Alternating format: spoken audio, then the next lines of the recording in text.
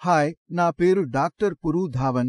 ఈ వీడియోలో మనం పొడి బరువు గురించి మాట్లాడబోతున్నాము.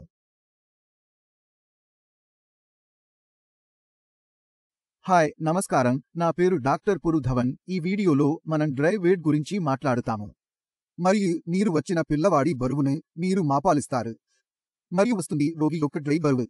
ఇప్పుడు మూత్రపిండాల వైఫల్య రోగికి పొడి బరువు యొక్క ప్రాముఖ్యత ఏమిటి మీ కోసం తెలుసుకోవడం చాలా ముఖ్యం. మరిన్ని పేషెంట్లకు అది ప్రముఖం.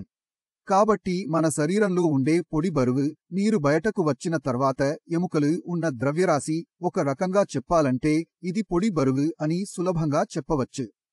If we are undergoing dialysis, the biggest side effect is that the patient becomes weak. Dialysis చేయడం ఎక్కువ ఫ్రీక్వెన్సీ చేయించాలి అని అనుకుంటే పేషెంట్ మరింత బలహీన అవుతాడు. మరియు బలహీనత వల్ల రోగి సమస్యలు పెరుగుతాయి. దానిని తగ్గించడం వల్ల రోగి మరణించినట్లుగా అవుతుంది. కాబట్టి రోగి బలహీనంగా ఉన్నప్పుడు డ్రై వెయిట్ పెరుగుతుందా లేదా తగ్గుతుందా? అది తగ్గుతుంది. మీరు పొడి బరువును నిరంతరం చూస్తున్నారని మీరు మనసులో పెట్టుకోవచ్చు. మీరు చార్ట్ను మెయింటైన్ చేస్తూ పొడి బరువు తగ్గుతున్నట్లు మీరు చూడాలి. అందువల్ల మీ సమస్యలు పెరుగుతున్నాయి మరియు మీరు డయాలసిస్తో బాధపడుతున్నారు. మీరు ఇలాంటి ప్రశ్నలు ఉంటే మీ డయాలసిస్ ఆపాలి లేదా కనీసం మీ డ్రై బరువు తక్కువగా కావాలి కానీ పెరగకపోవడం కాదు. శరీరంలో కండరాలు ఎక్కువగా ఉంటే మన ఎముకలకు అధిక బలం ఉంటుంది. అంటే డయాలసిస్ చేయడం వలన మనం మంచి మనుషులు అవుతారు. డయాలసిస్లో మనం రెండు విషయాలు చూస్తాము. ప్రజలు డయాలసిస్ కంటే చాలా భయపడతారు. మనం రెండు విషయాలను కనుగొనుతున్నాము. కొన్ని రోగులు 6 నెలల డయాలసిస్ చేయలేరు మరియు కొంతమంది రోగులు 20 సంవత్సరాల నుండి డయాలసిస్ చేస్తున్నారు. మరి వాటి మధ్య వ్యత్యాసం ఏంటంటే త్వరగా వెళ్లిపోయే పేషెంట్, దాని వెనుక కారణం ఏమిటి? They feel week in their body. మరింత బలహీనత వస్తుంటే అది ఎలా తెలుసుకోవాలి? వారు డ్రై వెయిట్తో చేస్తారు. పొడి బరువు తగ్గించినట్లుగా బలహీనత వస్తుంటే అది ముగిసేందుకు కావాలి. ఇప్పుడు అది పూర్తి చేయడానికి 2 మార్గాలు ఉన్నాయి. మొదటి మార్గం అలాంటి ఆహారం తినడం ద్వారా డయాలసిస్ వల్ల మన శరీరంలో ఏర్పడే బలహీనతలను పరిహరించవచ్చు. అందువల్ల మనం భర్తీ చేసే ఆహారం తినాలి. దాన్ని భర్తీ చేస్తూనే ఉన్నంత కాలం మన శరీర బరువు తగ్గదు. మన శరీరంలో ఎనర్జీ ఉంటుంది. మనం నడిచడానికి శక్తి పొందగలము. మనకు ఎన్నికలు లేవు, చింత, క్రాంపింగ్ లేవు. And the other way is that not everyone can digest this food. Kidney పేషెంట్లు ఆహారం తినడంలో చాలా కష్టాలు పెడుతున్నారు. ఆహారం రుచిగా ఉండదు. కాబట్టి అందరికీ ఈ ఆహారం రుచికరంగా ఉండకపోవడం వల్ల రోగికి మందును ఇవ్వాలి. అలాంటి పేషెంట్లలో మందు తినడానికి ఆసక్తి ఉంటుంది. ఆహారాన్ని సరిగ్గా తినండి, శరీర బరువు పెరగండి, పొడి బరువును పెంచండి. The body should be weak. ఎందుకంటే మీ కిడ్నీ చాలా చిన్నదిగా మారితే అది 5 సెంటీమీటర్లు 6 సెంటీమీటర్లకు కుంచుకుపోయిందనుకుందాం. మూత్రపిండాల్లో కోలుకునే అవకాశం లేదు. అయినప్పటికీ జీవించడానికి మీరు సరైన మార్గంలో నడవడం, సరిగ్గా తినడం చాలా ముఖ్యం. ఎందుకంటే ఎవరెవరైనా సరే, డాక్టర్, నేను కూడా ఉన్నాను, నేను డయాలసిస్ ఆపివేస్తాను, కానీ మీరు ఈ విషయం అర్థం చేసుకోవడానికి ప్రయత్నిస్తున్నారు. కానీ డయాలసిస్ ఆపడం నిజాయితీగా షరతులతో ఉండాలి. If the kidney is completely damaged from the inside due to infection or had to be removed for some reason, or if there was only one kidney and it gets damaged due to high blood pressure or diabetes, అందరికీ తెలిసినంత కనీసం అవకాశాలు ఉన్నాయి.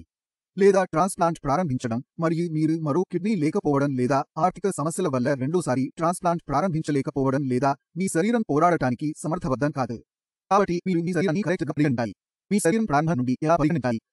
When you are undergoing dialysis, it is important to eat properly and increase your dry weight. If your dry weight increases, your body will have more strength and you will be able to survive for a longer period of time. The second thing is that when we go for dialysis, our weight is measured. ఇప్పుడు ఎక్కువ నీరు బయటకు వస్తే మీ బరువు తగ్గడం జరిగేది. కాబట్టి డయాలసిస్కు ముందు మరియు డయాలసిస్ తర్వాత మధ్య గ్యాప్ తక్కువగా ఉండేలా జాగ్రత్తలు తీసుకోవాలి. గ్యాప్ ఎంత తక్కువగా ఉంటే అంత తక్కువ నీరు శరీరంలో కలిగి ఉండకుండా ఉంటుంది. ఒక మరిన్ని లీటర్లు 2 లీటర్లు నేను అర్థం చేస్తున్నాను. కానీ మీ శరీరం నుండి 4 లీటర్లు 5 లీటర్ల నీరు బయటకు వస్తే అది సమస్యగా ఉంటుంది. కాబట్టి మీరు చేయాల్సిందల్లా డయాలసిస్కు ముందు మరియు తరువాత బరువును రాసుకుంటూ ఉండాలి మరియు మీరు దానిని అంచనా వేయాలి. ఇప్పుడు నేను మీకు చెప్పినంత ముందుగా డయాలసిస్ ముందు మరియు తరువాత మీ బరువు మధ్య తేడా ఉండకూడదు. అది కారణం మీ కిడ్నీలు నీటిని తీసుకోవడం వలన చాలా మంచి పని చేస్తుంది. ఇప్పుడు శరీరంలోని నీటిని నియంత్రించడానికి మీకు 2 పద్ధతులు ఉన్నాయి. మీరు తక్కువ నీరు తాగవచ్చు లేదా మీరు మూత్రపిండాలో నీటిని ఎక్కువగా తీసుకోవచ్చు.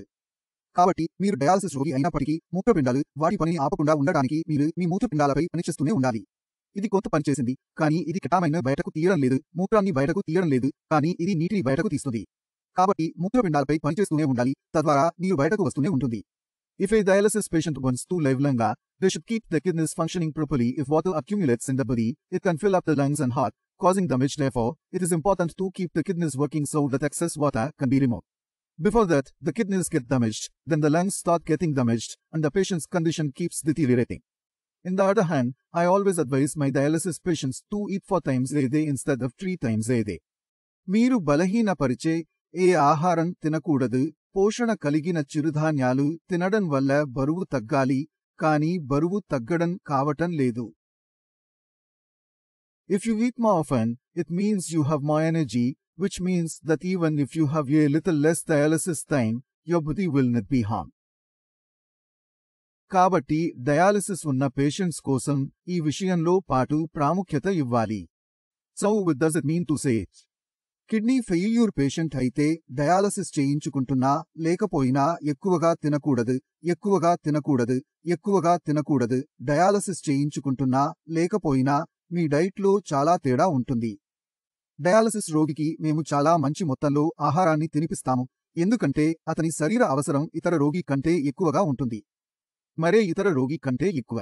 కాబట్టి మీరు తెలిసిన వివేచనతో తినడం మరియు కుడింగానికి ఎక్కువగా తినకండి. పాటించిన రోగులలో డయాలసిస్ ఉన్నవారు ప్రధానంగా అన్నం తీసుకోవాలి. మరియు మీ పొడి బరువు మరియు డయాలసిస్ యొక్క మునుపటి బరువును నిశితంగా పర్యవేక్షించండి, మరియు దానితో మీరు చాలా మంచి ఆలోచనను పొందుతారు. ఇప్పుడు దీనితో నేను మీతో ముందుకు వెళ్లాలనుకుంటున్నాను. తర్వాత మీతో వీడియోలో కలుస్తాను. అంతరంగంగా నమస్కారం.